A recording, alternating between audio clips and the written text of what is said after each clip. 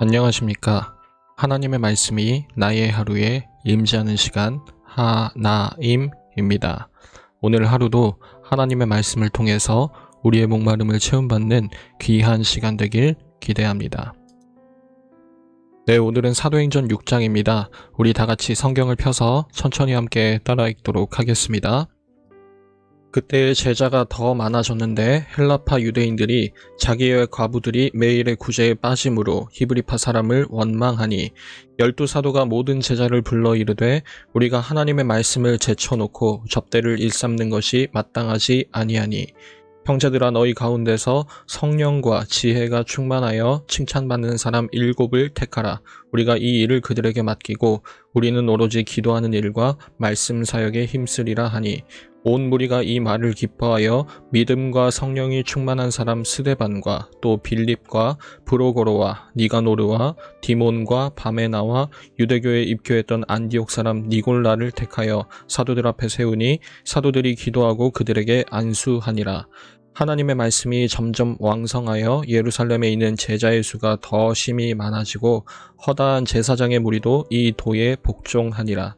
스데반이 은혜와 권능이 충만하여 큰 기사와 표적을 민간에 행하니 이른바 자유민들 즉 구레네인, 알렉산드리아인, 길리게아와 아시아에서 온 사람들의 회당에서 어떤 자들이 일어나 스데반과 더불어 논쟁할세.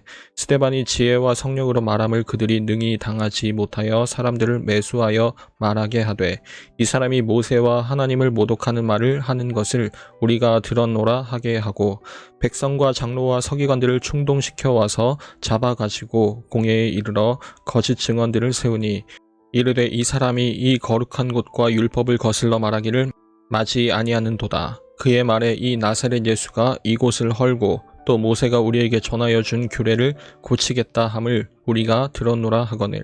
공회 중에 앉은 사람들이 다 스데반을 주목하여 보니 그 얼굴이 천사의 얼굴과 같더라.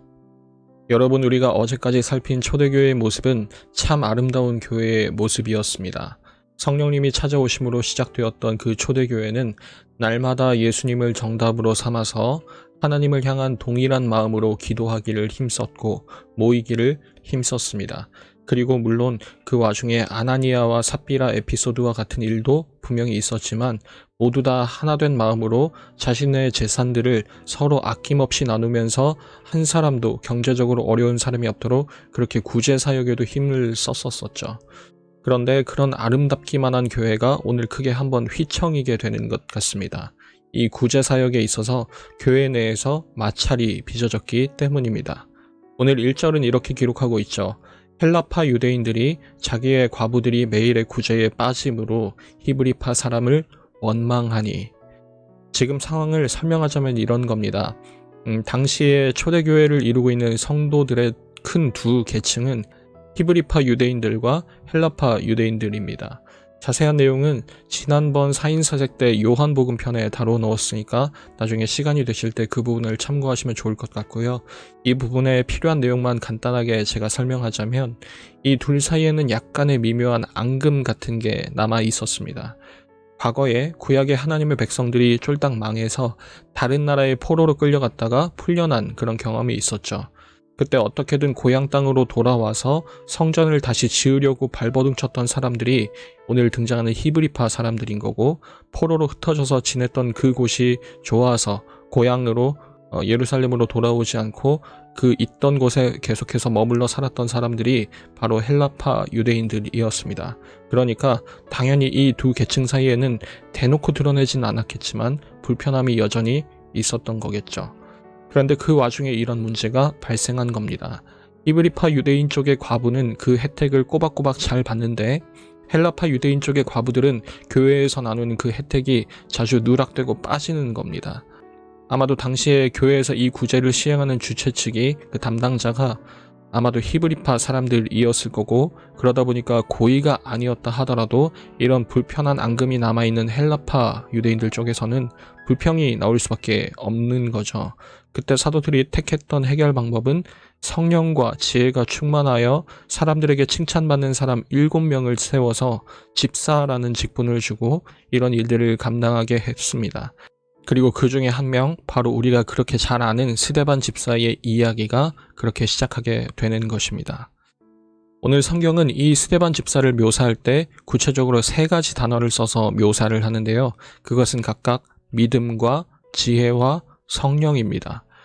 사랑하는 여러분, 우리가 여태 사도행전을 살펴보면서 믿음과 성령 그리고 지혜라는 단어가 언급될 때마다 교회는 어떤 모습을 보여왔었죠? 매 장마다 빠지지 않았던 그 표현, 우리가 다 이 일의 증인이다.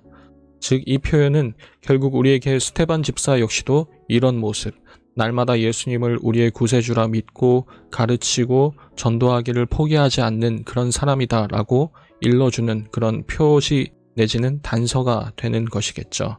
그래서 우리는 이 표현만 가지고도 아마 이런 모습을 예측해 볼 수가 있을 겁니다. 아, 스데반 집사는 사도들처럼 복음을 전하겠구나. 아, 그래서 스데반 집사는 그 복음을 전하면서 또 수많은 반대를 경험하겠구나. 그렇지만 사도들이 했던 것처럼 스데반 집사 역시도 포기하지 않고 또 예수님의 이름을 전하겠구나 라고 우리는 예측을 할 수 있을 것입니다. 여러분, 아니나 다를까 이어지는 8절부터 곧바로 그런 모습이 등장하게 됩니다. 스데반 집사가 성령으로 말미암은 은혜와 권능이 충만해서 복음을 전하게 되죠. 그런데 곧장 반대에 부딪히게 됩니다. 바로 자유민들에 의해서 말이죠. 여러분, 여기서 말하는 자유민들을 가장 간단히 설명하자면 다른 나라의 노예로 끌려갔다가 이제 겨우 자유를 되찾고 이곳으로 성전으로 돌아온 예배자들이라는 뜻입니다. 얼마나 감격스러웠을까요? 수년에서 수십 년 만에 하나님이 계시다는 이 성전으로 돌아와서 이렇게 회당에 모여 하나님의 말씀을 듣고 예배를 드린다는 그 감격 말입니다. 아마도 이제 다 됐다 싶지 않았을까요? 성전에 내가 있고 거기서 희생제사 의식이나 여러 제의법들, 오늘날로 따지면 예배와 여러 교회 행사들을 할 수 있으니까 이제 나는 평화롭다, 행복하다, 다 해결됐다 라고 생각하는 것이죠. 그런데 그 상황에서 스데반 집사가 복음을 전했고 구체적으로 무슨 내용을 전했는지 성경은 설명하고 있진 않지만 아마도 예수님을 전하다가 그 복음을 전하다가 크게 마찰이 빚어진 것 같아요. 그리고 뒷이야기에서 그 사람들이 스데반 집사를 고발하는 내용에서 그리고 또 7장의 스데반 집사의 설교를 보면 아마도 스데반 집사는 이런 메시지를 증거했을 겁니다. 여기 이 성전보다 모세보다 더 큰 이가 오셨다. 그분이 바로 예수 그리스도이시다. 그간 사도행전에서 늘 전했던 말이지만 오늘 스데반 집사를 통해서도 또 똑같이 이 복음의 메시지가 선포되는 겁니다. 예수 그리스도 외에 다른 정답은 없다. 이 성전을 답으로 삼는 것도 옳지 않고 그것 때문에 만족하고 마는 그것도 옳지 않다. 너희가 지금 바라보아야 할 것을 바라보아라. 그것은 저 성전이 아니라 예수 그리스도 한 분뿐이시다. 대강 이런 내용이었을 겁니다. 그리고 바로 그 메시지 때문에, 그 복음 때문에 교회는 큰 어려움을 맞이하게 됩니다. 7장에서 스데반이 설교하고 결국 돌에 맞아 순교하게 되죠. 그리고 교회는 그 순간부터 다 흩어지게 됩니다. 예전에 함께 모여서 기도하던 모습도, 함께 예배하던 모습도, 그리고 함께 어려움 없이 구제하며 또 사랑을 나누던 그런 모습도 다 깨져버리게 됩니다. 평화를 잃게 되었다는 표현이 아마도 이 상황에 가장 적절한 표현이 될 것입니다. 여러분, 바로 이 부분에서 사도행전을 기록한 누가는 오늘날 우리에게 한 가지 날카로운 질문을 던지는 것이죠. 그렇다면 너희는 어떻게 할래? 그렇다면 너희는 이런 상황에서 어떻게 해야 될까? 라고 말입니다. 여러분, 이 상황에서 우리는 복음 전하기를 포기해야 할까요? 아니면 약간의 타협을 가미해야 할까요? 여러 고민과 망설임에 휩싸여서 우리 얼굴이 어두워지는 그때 오늘 15절은 그 당사자였던 스데반 집사의 얼굴을 이렇게 묘사합니다. 공회 중에 앉은 사람들이 다 스데반을 주목하여 보니 그 얼굴이 천사의 얼굴과 같더라. 사랑하는 여러분, 오늘은 이 스데반 집사의 천사와 같은 얼굴에 주목하여 곰곰이 생각하고 또 묵상해 보았으면 좋겠습니다. 어떻게 이 위협 속에서 천사와 같은 평온한 얼굴을 가질 수가 있었을까요? 요즘 시대에 흔히 하는 말처럼 힘들 때 웃는 자가 인류다, 이런 메시지인 걸까요? 아니면 뭐 행복한 사람이 웃는 게 아니라 웃는 사람이 행복한 거니까 웃어라. 뭐 그런 격언을 지금 성경은 말해주고 싶은 걸까요? 저는 오늘 이 모습을 머릿속에 천천히 그려보면서 이런 생각이 들었습니다. 지금 이 사람들 중에, 오늘 이야기에 나오는 모든 사람들 중에 과연 누가 평화를 누리고 있는가? 성전 때문에 평화롭다 생각했던 이들은 지금 얼굴을 잔뜩 구기고 있고, 반면에 스데반은 오히려 이런 위협 속에서 천사와 같은 얼굴을 보이고 있다면 과연 누가 진짜 평화를 누리고 있는 걸까? 예수님을 정답으로 삼은 스데반이라고밖에 저는 말할 수가 없었습니다. 사랑하는 중고등부 여러분, 이번 주에 드디어 현장 예배가 회복됩니다.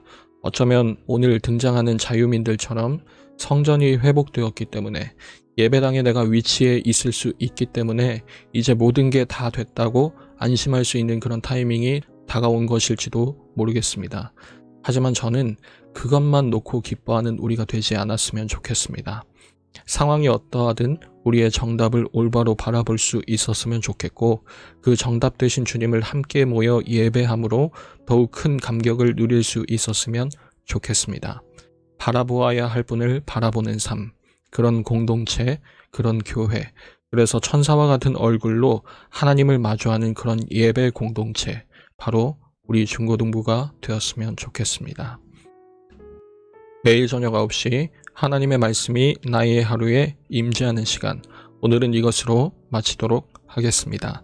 모두들 평안한 밤 되시기 바랍니다.